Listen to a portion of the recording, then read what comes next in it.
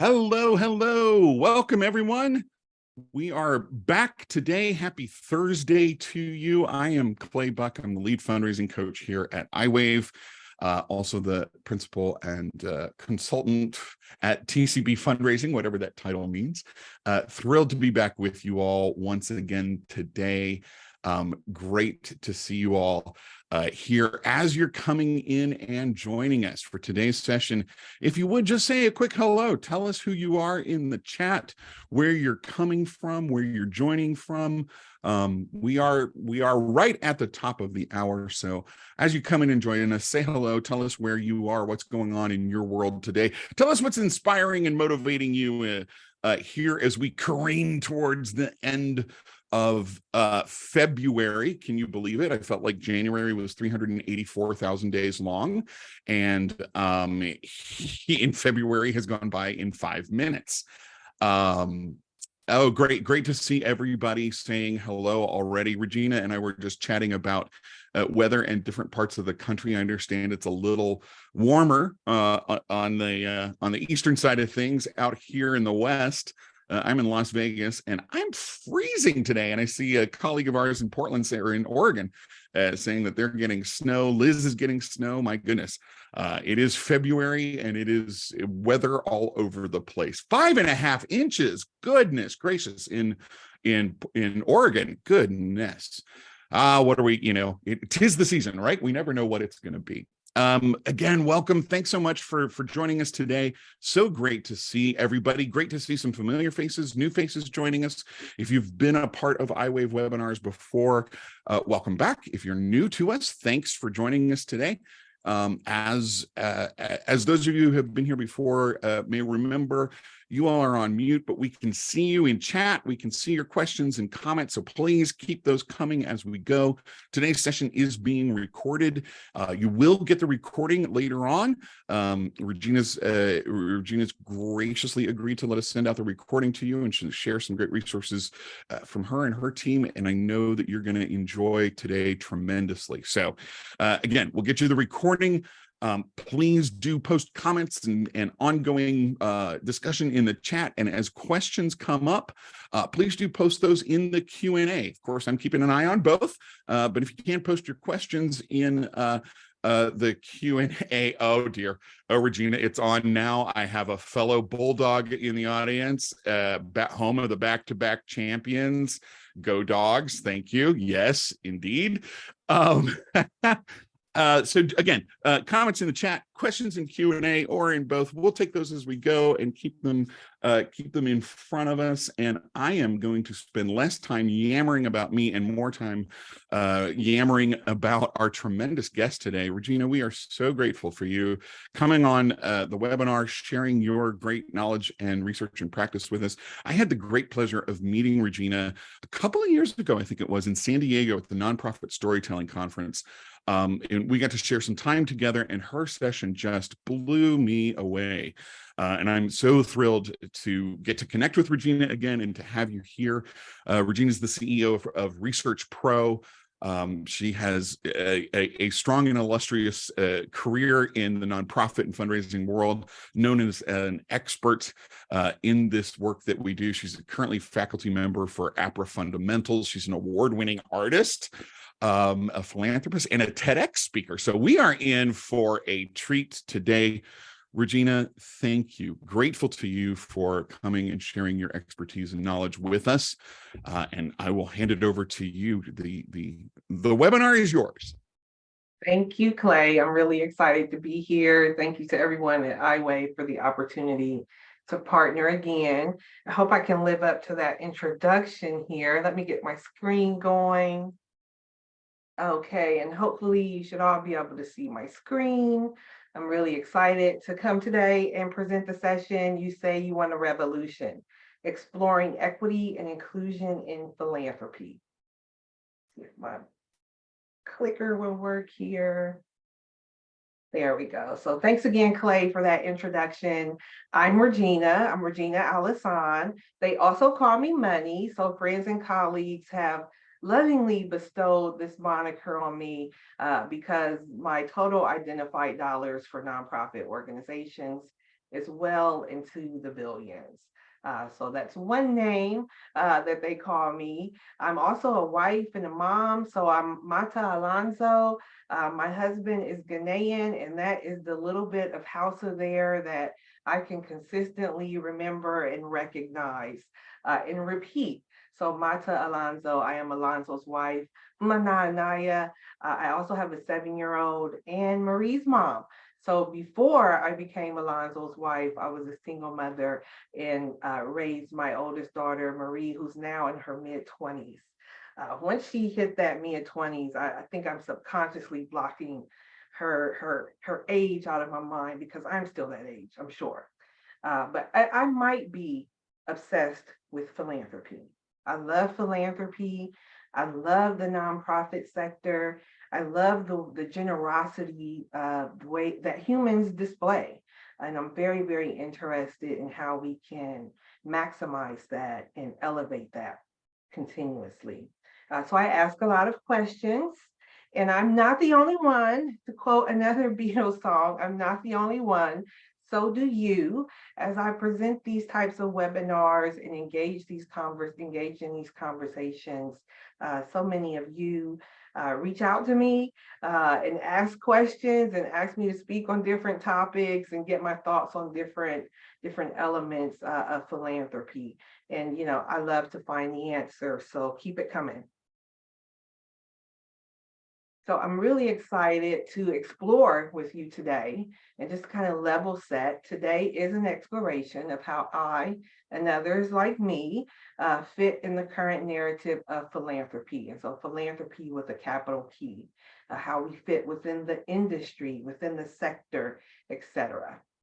Today is also my curiosity. Like, I'm very, very curious. Like I said, I'm obsessed a little bit with philanthropy and just want to continue to dig and explore and elevate the presence of others, the diverse faces, as it were, that engage in philanthropy. It's also a little bit of an experiment and an invitation for you to explore with me, also an invitation for you to identify ways that you can sort of continue to sort of move the needle in your own sphere. Today is not a magic wand. So I don't have a magic wand to resolve class, race, bias, all of these things that exist within our organizations. If I ever get that magic wand, I'll be a millionaire. And we'll see what happens. But this is not that magic wand. This is an exploration and a continuation of conversations. This also is not me telling you how to convince non-white people to give money to predominantly white institutions. So I'm very, very aware and conscious of the exploitation that can happen amongst communities of color when predominantly white institutions solicit donations from those communities. So this is not that. This is an opportunity for you to kind of hold the mirror up and do some self-reflection on how can you make your institution truly more welcoming, more authentically welcoming and inclusive. This also is not shaming or blaming. We are all learning. And I have to say, this is not a commentary on my age. So on the side, last night, as I'm tucking in the 7-year-old, she likes to listen to bedtime lullabies on this app. So I decided to introduce her to the world of Little House on the Prairie. And hopefully there is someone else out there that knows what Little House on the Prairie is in the book series. If it's you, please say yes. Say, I'm not alone. I can't be alone in this. So in sharing the Little House on the Prairie book series with her, it's read on the app, etc. She asked me if I was alive in the 1800s and if I lived on the prairie, and so your children keep us humble. And when I protested, how could you assume I live on the prairie? The 20-something-year-old chimes in, you did watch the show. So that's family for you, isn't it? So I have to just put this disclaimer in that This is not a commentary on my age. Although the webinar is based on a Beatles song, I was not alive when that song came out. I just want to say. So how did we get here? I want to pause. I see the chat going. Yeah, yes, Laura Ingalls. Thank you, thank you, thank you. So how did we get here? Some facts got us here. A couple of years ago in 2019, I had the opportunity to participate in TEDx King Lincoln Bronzeville, and my TED talk was Money, Black People, Philanthropy.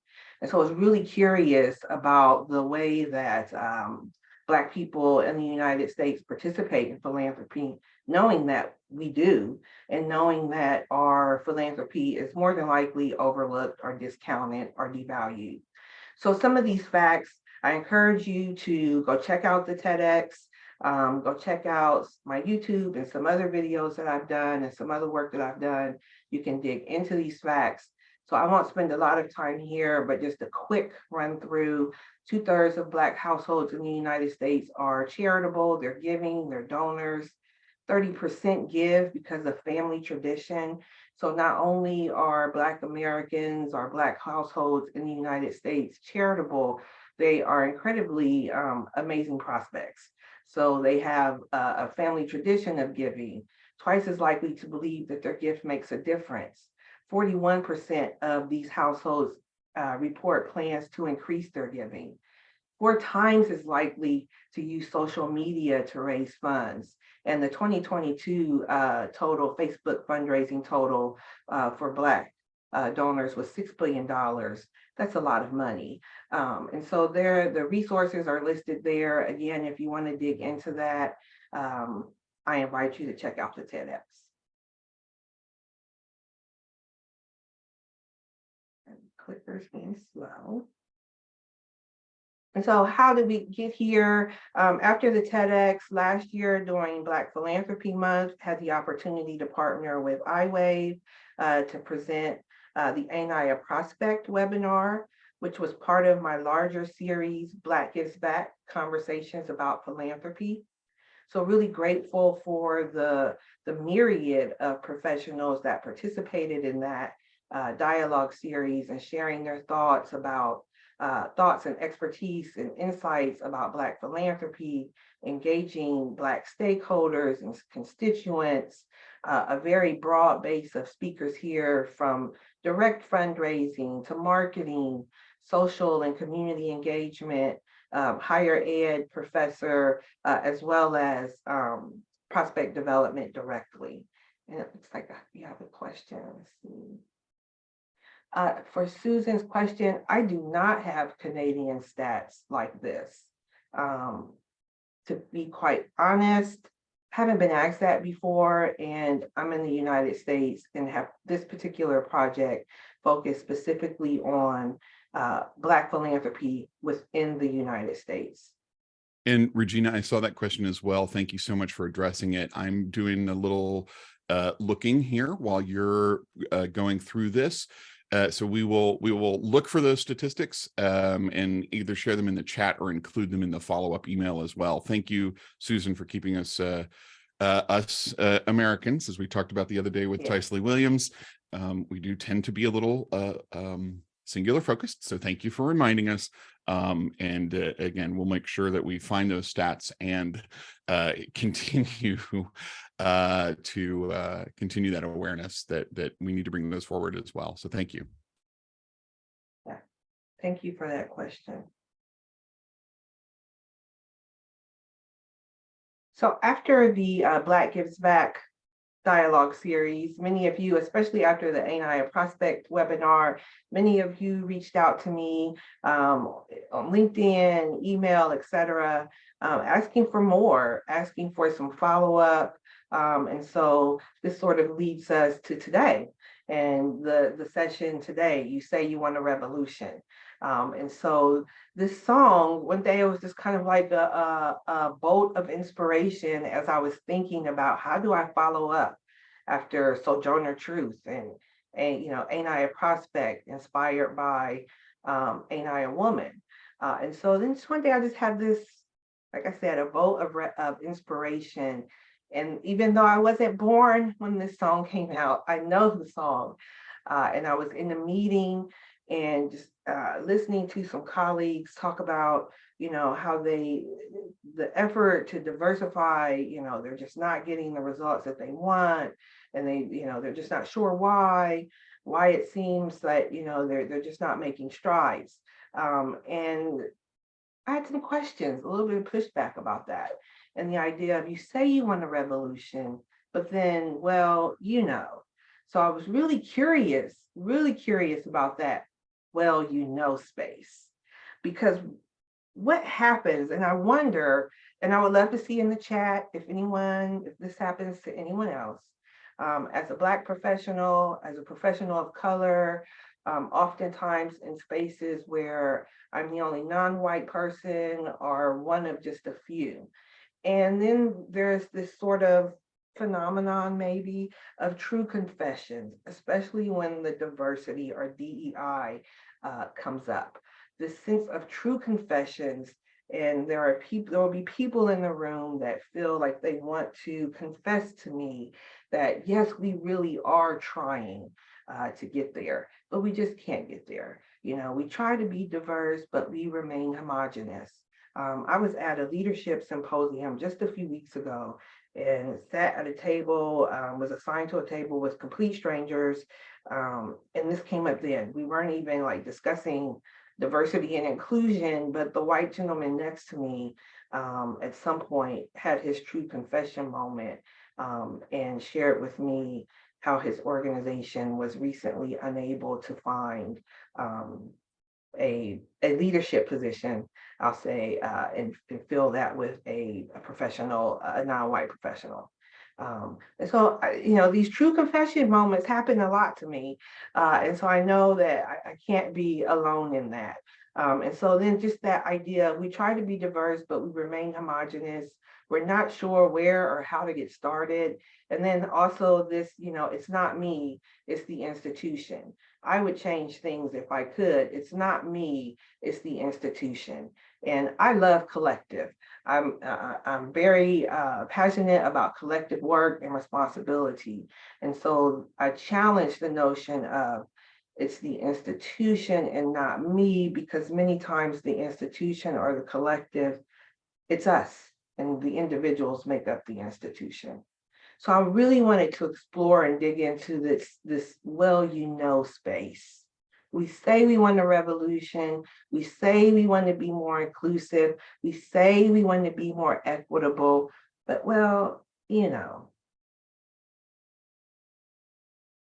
then how do we go about really practicing that? And from a prospect development perspective, I'm sort of infusing prospect development into this as I go. So one place that I often advise clients and colleagues to start when they're looking for new prospects, when they're looking to diversify their prospects, and diversity can have a myriad of definitions. It could be that you're looking for different ethnic groups. You're looking for different ages, generational diversity. It could be that you're looking for different economic background. The scope of diversity is broad, but I always advise clients to start with who's in your neighborhood, who's in your universe, who is grateful for your impact. Could be a patient, could be a client, a parent, grandparent, a customer, a vendor, your neighbor, depending on what your program is and the scope of work for your mission. There are people in your universe that are grateful. And more specifically, there are people in your immediate surrounding neighborhood that absolutely want to support you and that absolutely can be prospects for you. It can help you diversify your stakeholder base. Often, though, I find organizations push back on this. And they say, our neighbors can't do that. Our neighbors can't afford this. Our neighbors aren't interested in this. Our parents won't give. Oh, the grandparents won't give. We can't ask our clients to give. All of these different reasons and all of these different assumptions. So starting with who is in your neighborhood and who are the people in your universe?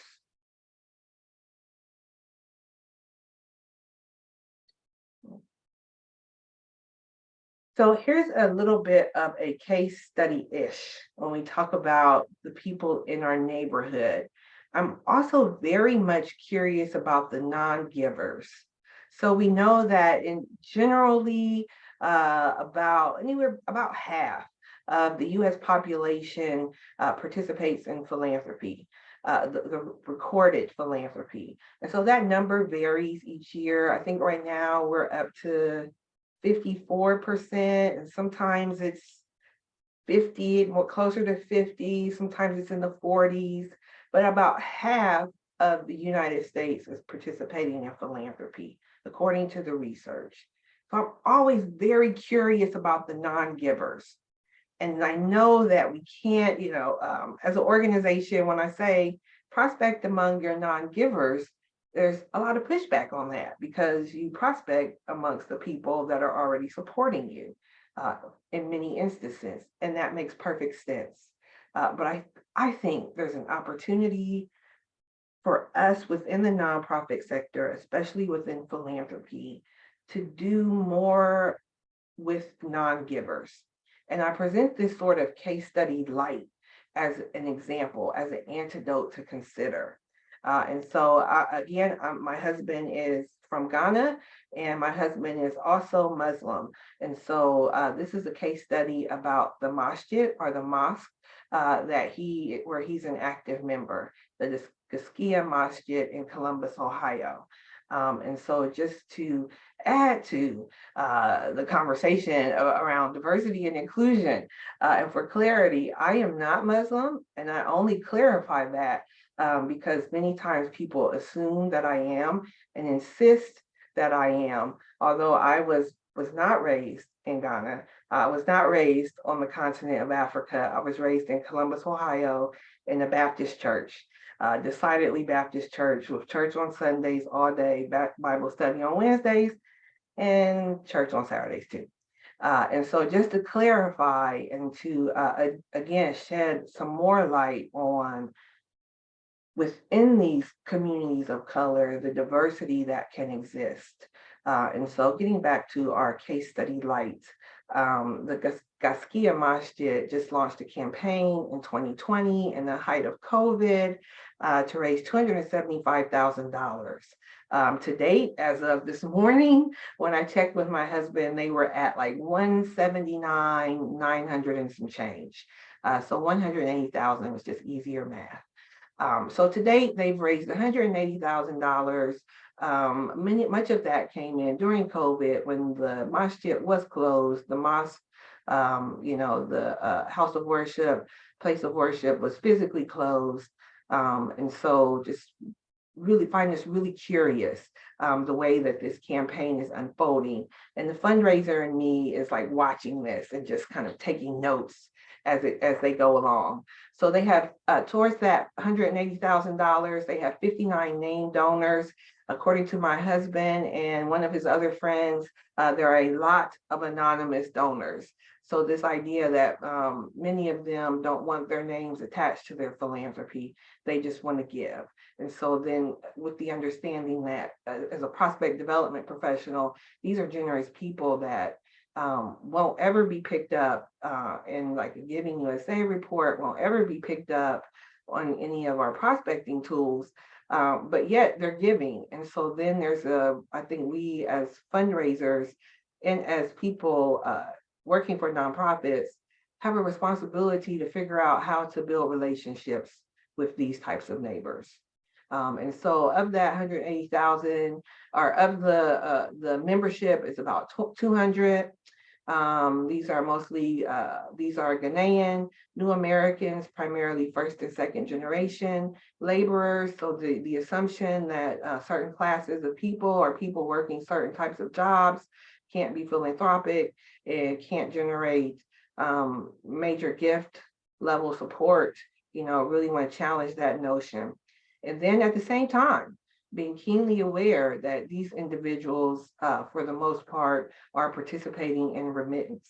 So that means that they are also sending money home to family and friends and loved ones in their country of birth.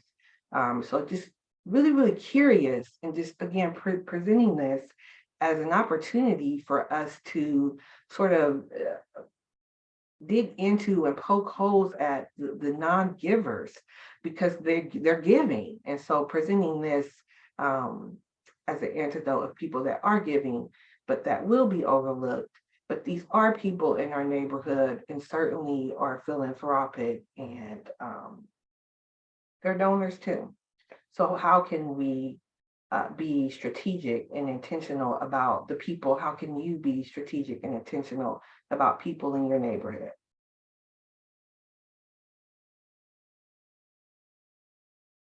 So another group of people that prospects or that clients push back on when I say, are you prospecting amongst the people in your universe, are the clients and the beneficiaries, the people that actually benefit from our mission.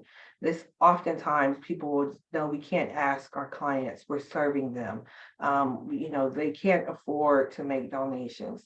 It would be offensive for us to ask, if you're serving the homeless. It would be offensive for us to ask a homeless person to engage in advocacy in some way. It would be offensive if you're serving single moms. It would be offensive to ask a single mom to make a donation. All of these things. And so I'm pushing back on this and using this platform to just take a pause and let's think about that. So think about who benefits from our mission, who we're serving, who's grateful, and who will be grateful. And so if we truly believe in our missions, if we truly believe that, if we're serving people, the less fortunate, et cetera, however you might define less fortunate, if we're really about serving these constituents and these populations, if we truly believe in our mission, then ultimately wouldn't these people who are now less fortunate at some point become more fortunate? Like, is that the goal at all? And for me, it is. And so I think that we need to approach our missions and our work, especially in the nonprofit sector, with that type of energy. Yes, at some point, I believe that we can put an end to homelessness, and that the people that choose to can be properly homed, properly employed, can be financially independent, can be empowered in different ways, whatever those different ways are. And so really pushing back on prospecting amongst our beneficiaries. And so maybe it is not a direct ask. Obviously, in every instance, it's not going to be ask for an annual fund donation, et cetera. But we can begin to build and utilize a proper data structure so we can keep track of these people, so that we can continue on the relationship. They don't just go through our programs, get served, and then we never speak to them again. So kind of to that point, the Black Gives Back conversation with Anidra Kerr directly addresses that. She is VP of Development with the Jeremiah program, where they do serve single mothers in need of financial assistance, educational assistance, et cetera. And in our discussion, we talk a lot about the idea of being in fellowship with those that we serve. So it's not this sort of hierarchical, patriarchal, we're here to rescue you, but we're in partnership to serve elements of the community. So I want to call that out and encourage you to check out that video and dig into that. And she also is really clear about and provides examples of how the Jeremiah program specifically moves the women and the children that they serve from constituent to prospect. So in instances where there are families that are living at or below the poverty level, et cetera, moving them from constituent to prospect And then I would call out again that this requires data. We need that data. We need to track it. Oftentimes, though, within our organizations, our donor database lives in development or advancement, and our program database, our program data lives in a completely different department, and those two data sets never connect. But there is a huge opportunity for prospecting here.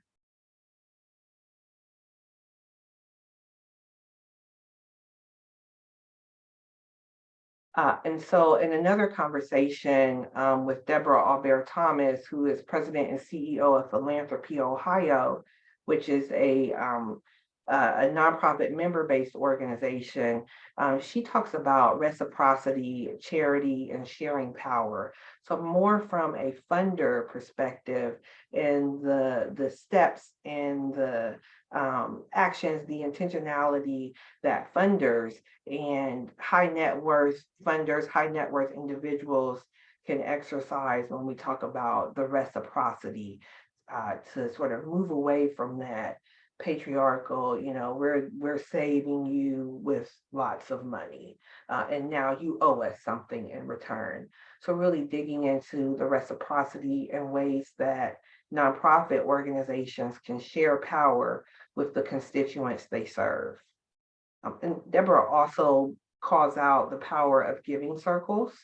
And so there is an opportunity for us to be very strategic in identifying the giving circles in our communities, and then possibly building relationships with those individuals and those organizations. And Deborah shared a personal example where she's involved. She's a member of a women of color giving circle, and they're pooling 5-figure gifts together and making decisions. And then multiple people giving 5-figure gifts, and then we're getting into $50,000, $100,000 giving potential. So there's an opportunity for us to tap into giving circles to build relationships with individuals that are charitable, but perhaps are flying under the radar otherwise. And so Deborah and I also really got into this idea of the fundraiser's responsibility, and not just a fundraiser of color or a professional of color, but a fundraiser in general. What is the fundraiser's responsibility to advance equity and inclusion? And is there a responsibility?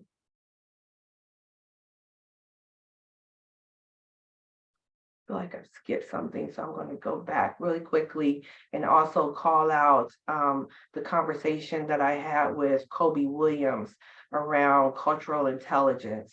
And so this idea of, oftentimes fundraisers will ask me, how do we connect with our neighbors? How do we connect with the people, the constituents that are, our immediate neighbors especially, but they don't look like us.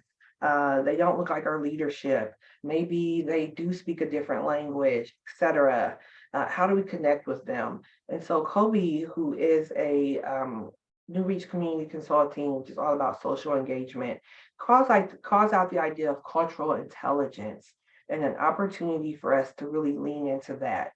And he compares this, or gives the analogy of like Star Wars or the Marvel Universe, or like Star Trek. And so we are able to, or Harry Potter is another example. We're able to remember those characters, know those characters, embrace those characters, know their backstory, respect their weaknesses, celebrate their special powers, know their names, pronounce their names, know their family connections, know all of these things about made-up characters, but yet we struggle in real life to connect with our immediate neighbors, or people that don't necessarily look like us, whatever you might look like. And so I really want to call that out, this idea of cultural intelligence and the cavity creeps.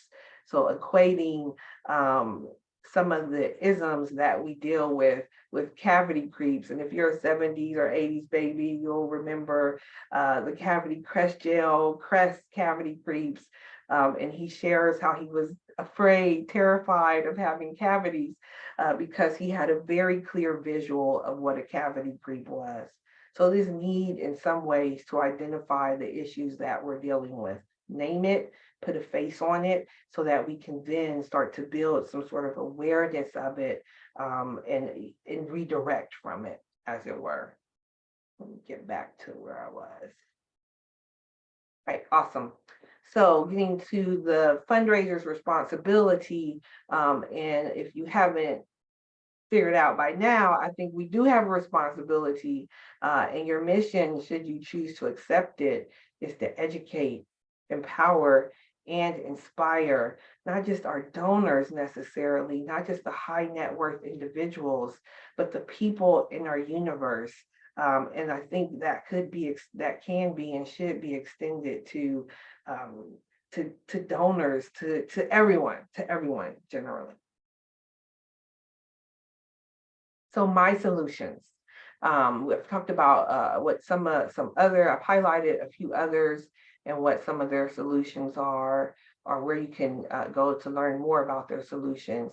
But my solutions really are to move the needle in my lane and to interrupt my default thinking at every step of the way, every step possible. And I've decided to use my platform for #MyFavoritePhilanthropist to continue to show faces of non-white donors.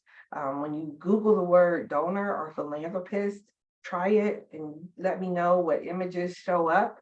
Most often, I don't get results of the results I get are just white people and mostly white men. So I'm using my platform to advance my favorite philanthropists to show different faces of donors.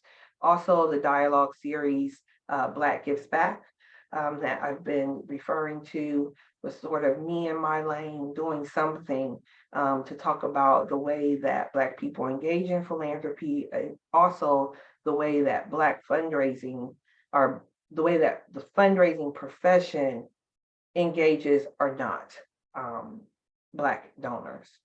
So, and I'm really excited about my next dialogue series, ResearchPRO, Hidden Figures of Philanthropy.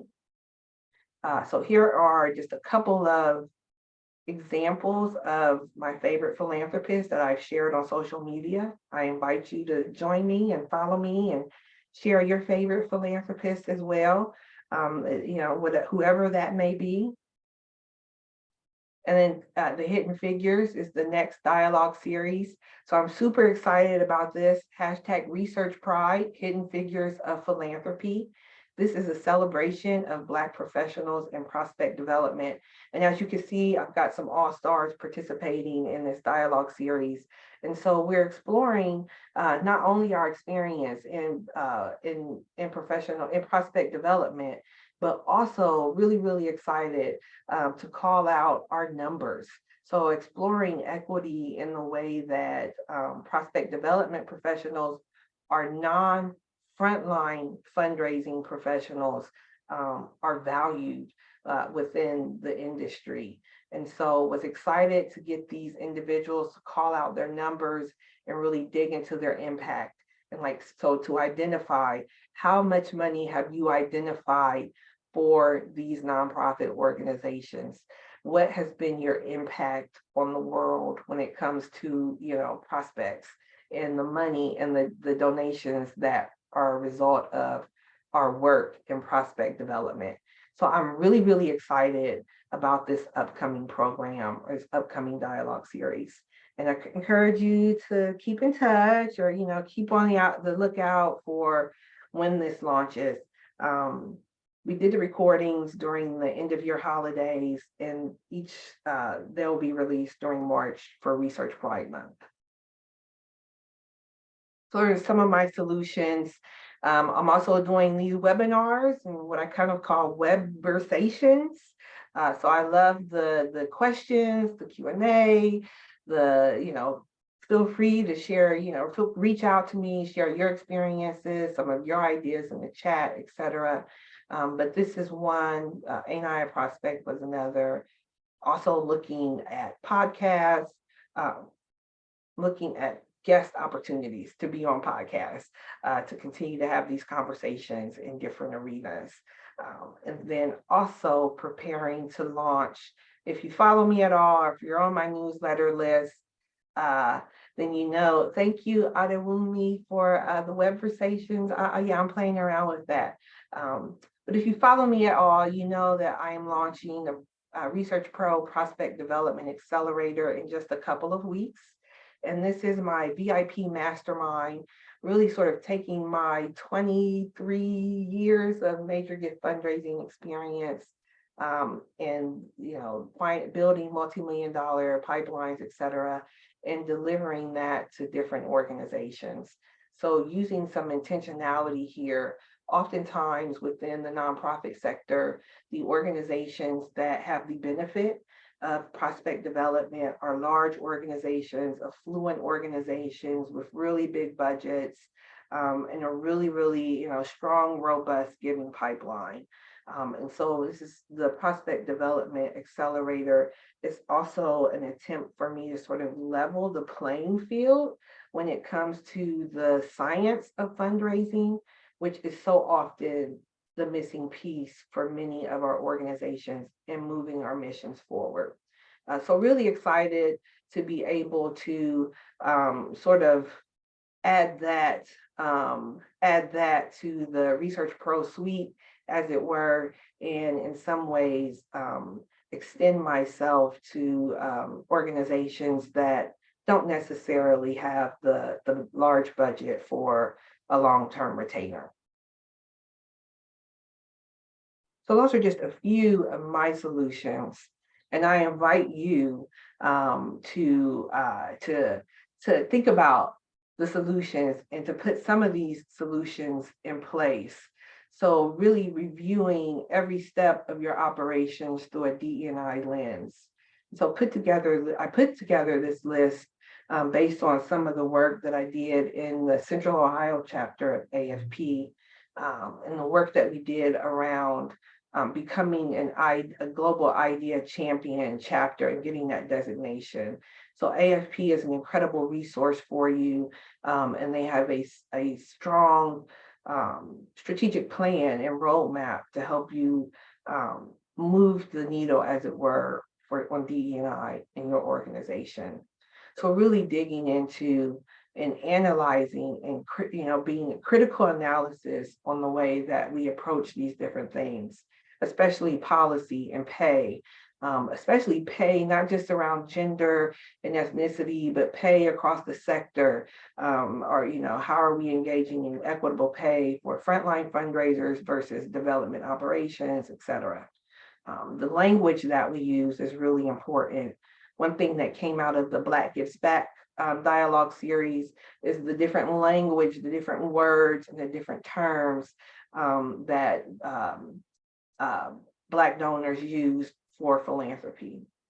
And then also access, just being really critical about how people can access us. How, when, where? Is it in person? Is it virtual? And then what is that experience once they are in our space?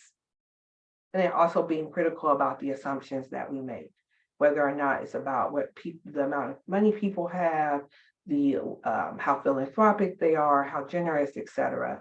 Really, really digging into our assumptions and pushing past them. So kind of getting back to a really specific prospect development tactic, many of us have corporate partners or corporate giving partners. And when we have a corporate donor or corporate partner, we engage their employees most often and try to build relationships around employee giving. And so I would encourage you to take a next step and to seek out affinity groups within these corporations. More than likely, there is for example, Blacks in tech, or Latino Americans in IT. So there are these different affinity groups within these corporations that exist. And there's an opportunity there for you to build authentic relationships with potential prospects and stakeholders and advocates. And as we are inviting people into our space, as we are creating space for equity and inclusion, I would encourage us to check our hallways, a break room and a gift shop and a visitor center, etc. Many times the board may have laid out a beautiful DE&I plan, leadership is on board with it, etc.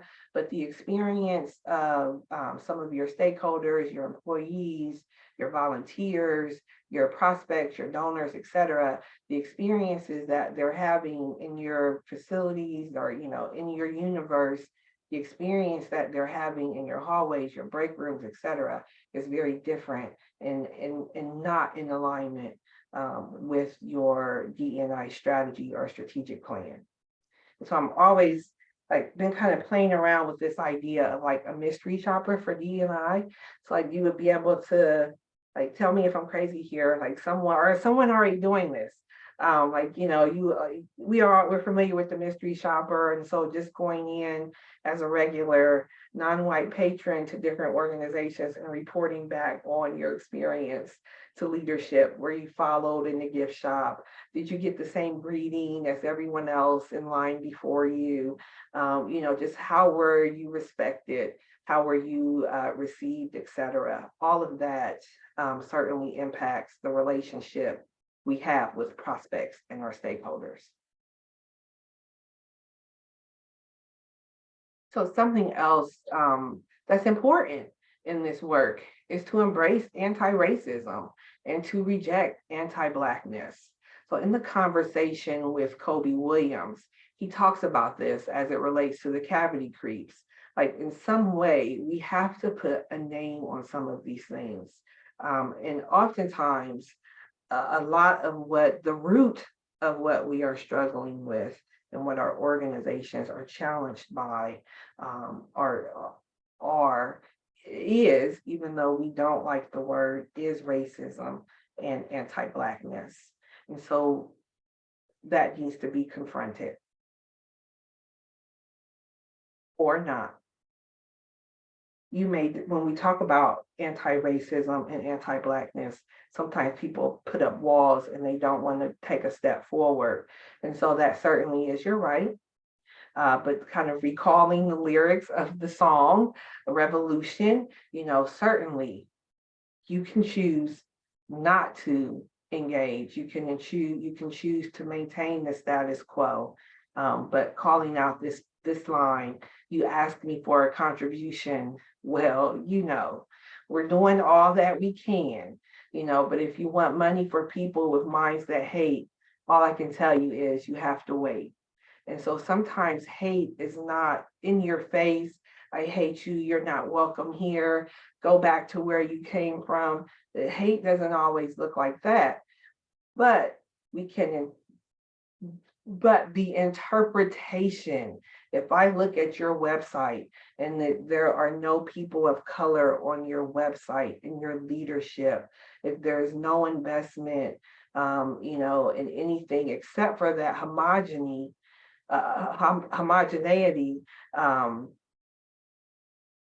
you don't have to tell me that you hate me.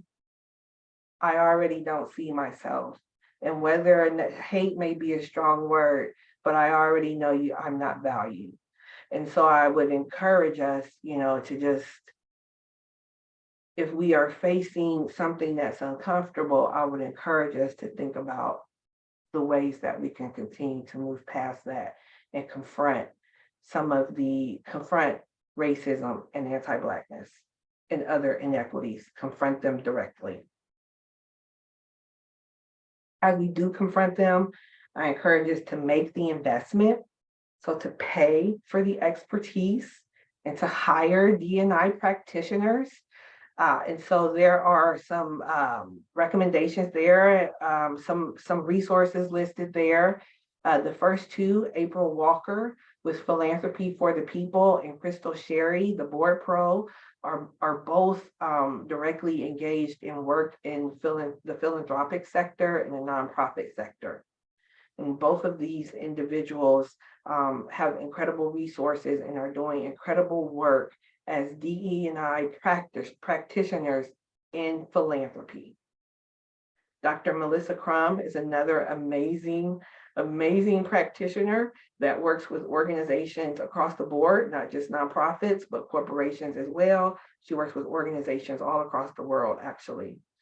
Linnell Cadre and Z Tenney are two individuals that did presentations for the Central Ohio chapter of AFP. Linnell Cadre focused on unconscious bias. So really understanding the fact that we all have bias, not just white people, not just Black people, not just old people, not just young people, not just whatever your box may be. We all have some bias, and the way that we can address that, move past that, sort of interrupt that bias is to really face it, confront it, name it, and deal with it head on. Z Tenney was another amazing presenter who presents on active bystander training. So specifically giving us tactics, language, examples of actions that we can take when we find ourselves in a situation where it's like, oh, I'm being confronted, I'm seeing inequity play out. How do I respond? How do I say I'm not in agreement with this? So the active bystander training was really, really valuable and well received for our chapter. And I would encourage you to reach out to these professionals and others like them. So looking, again, making the investment and looking for how can we build our lists, how can we get in front of people, etc. Advertising in local media. I'm very certain that whatever region you are in, there is local media dedicated to the communities of color in your area. So advertise in those publications, buy the ads, sponsor the activities, very specific to communities of color or communities that don't look like your typical community, the people you're already attached to. And utilizing market research to find your audiences. So when organizations do that kind of true confession, we can't find people, we don't know where they are. It's like, well, there's basic business market research that you can utilize to help you with that. Also under make the investment, learn to fundraise. And this is one that I see many organizations out here struggling with this.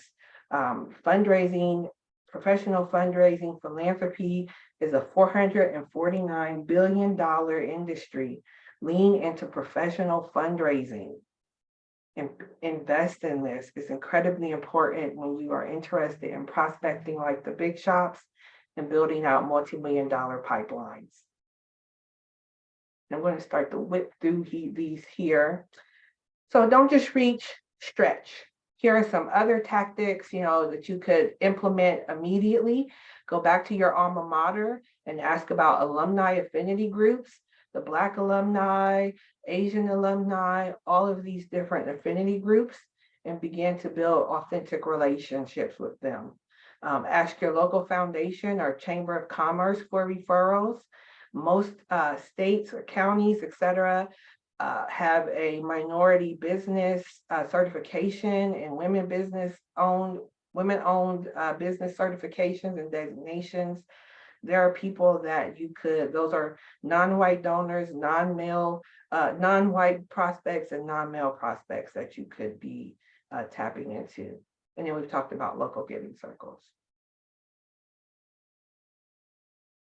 I'm also really curious about mindful generosity.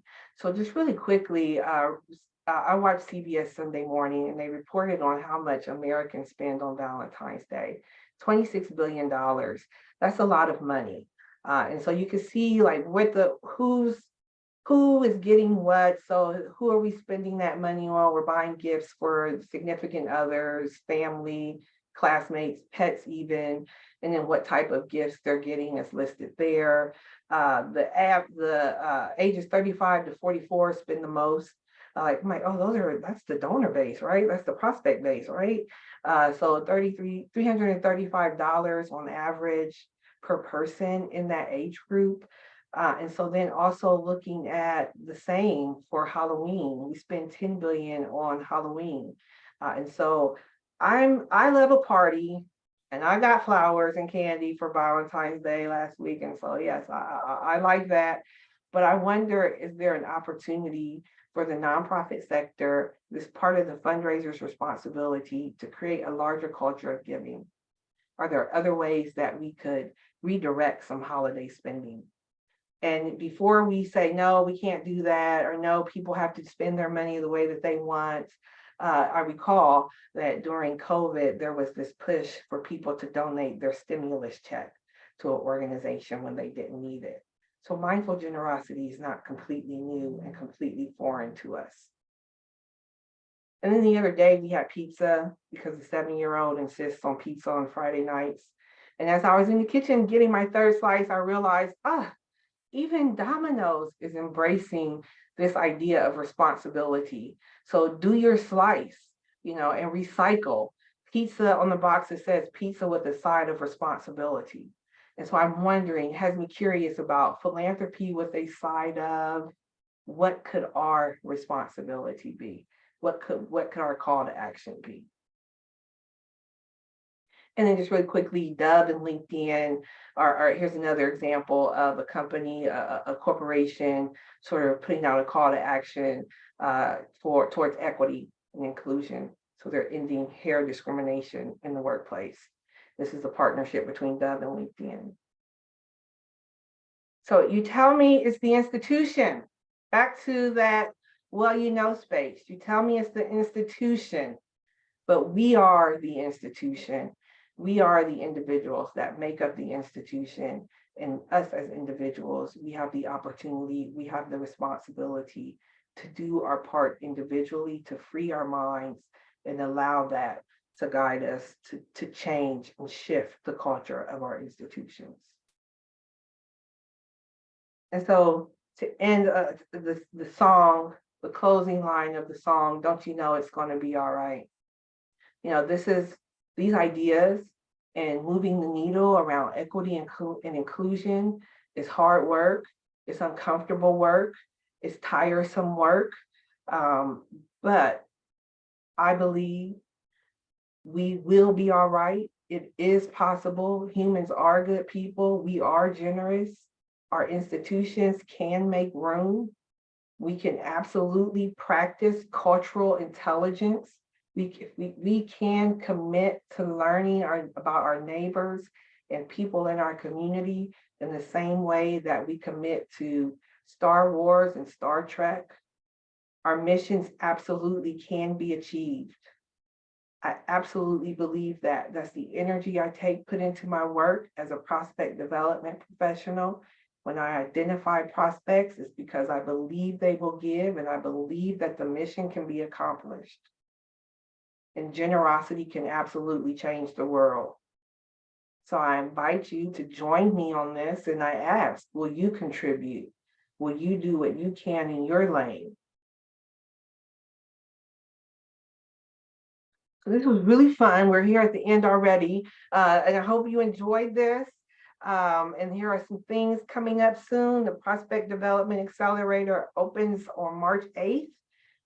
Program promise is that you will find 1 million in 7 weeks. And then also the Research Pride Hidden Figures of Philanthropy is coming up. So if those interest you, I invite you to connect with me. I'm incredibly grateful this afternoon. Thank you so much to iWave. Thank you to you, Clay, for hosting, and Breeze in the background. Thank you. Thank you to my partners, and thank you to everyone participating today. Regina, thank you. This was incredible. And you shared some tremendous resources and ideas. I know we're right here at the top of the hour. And I'm sure we could go for hours more. I do want to address one question from one of our colleagues. I know that several of you have places to be and other places to go. Again, we'll get the recording out. And Regina, I have to acknowledge that, I approach this conversation and fully acknowledge I am a white cisgendered guy raised in the American South in the 1970s and 80s. So, I'm learning and I'm trying to learn, and I publicly and generally ask everyone to hold me accountable for that and know that the responsibility is on me. So, I want to make sure that I continue to say that is, the identities that I bring forward. I think Billy asks a really great question here. That I think a lot of folks are experiencing, that development officers may be afraid to have tough conversations with prospects who represent and are people of color, and those who may not have had the best experiences at the institution. And metrics for development officers do seem to favor prospects with generational wealth. To me, that also gets to leadership. Our leadership tends to push us into focusing on wealthier donors, which is exclusionary. So how do we encourage folks to diversify their portfolios? How do we also stand in leadership and challenge back, honestly, those metrics and those performance levels that keep us in exclusionary practices when everything you say is absolutely correct and we need to address it? So there's a lot of questions, in there. Yeah, so the exciting part about metrics is that we make them up. Like, we determine what we're measuring. So we can absolutely set a metric to determine, to track how many non-white people are we engaging. And that can be just as important as any other metric. And I think you hit the nail on the head that some of this is leadership. And I hope that, like, during this, that's one of the takeaways from this session, is that we all have the opportunity and a responsibility to do something in our own lane. So if that means go back to your shop and create a metric, then that's what you do. That doesn't mean you will meet that metric immediately. What metric is met immediately? But that doesn't mean we don't create the expectation and continue to actively work towards that.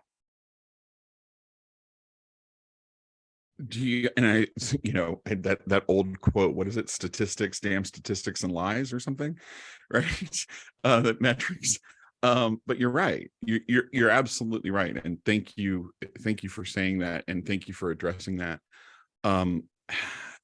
Again, we could go into this conversation for hours and days. So why don't we do this? Regina, can we invite you back for a follow-up discussion later on this year and maybe continue some of these discussions and principles? If that's all right with you, I think we'd love to continue the conversation. I know many of our colleagues do. Thank you so much for this time. Yes, please, Regina, you are amazing. Concur, co-sign, and agree. So we'll plan on that for later this year. Please say yes. You got some fans, and some, I love it. Well, and you have great appreciation from me, from all of us at iWave. I know from everybody who attended today and who will, see this recording and come back later. Thank you so much for this conversation, and for being a leader in this space, and for all the goodness that you bring to this world of prospect development and fundraising. We appreciate you. Friends, thanks for joining us today. Look for March webinar schedules to come out soon, if they haven't already.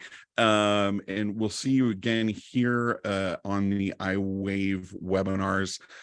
Don't hesitate to reach out to us at iWave or to me directly. If there are topics that you'd love to see covered, if there are people that you would love to see, voices that you would love to uplift, please reach out and let us know. And let's continue to make this great community together, because that really is, Regina, I think, what makes fundraising so wonderful. And as many opportunities and challenges as we do have in front of us, I remain convinced that fundraisers and nonprofit folks are the best people in the world, and that together we do make a difference. And I'm grateful for the difference that you make. Thank you for being here today. Thank you. Take care, everybody. Have a good one. We will see you soon. Bye-bye.